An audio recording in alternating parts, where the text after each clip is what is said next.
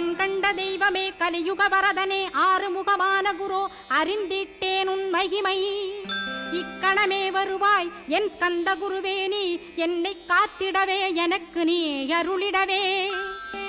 அரைக்கணத்தில் நீயும் ஆடி வருவாயப்பா வந்தனை தடுத்து வலிய ஆட்கொள் வரத குரோ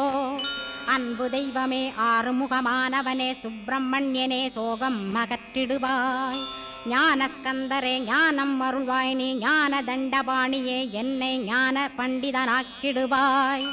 அகந்தையலாம் அழித்து அன்பினை ஊட்டிடுவாய் அன்புமயமாக்கி ஆள்கொள்ளுவையப்பா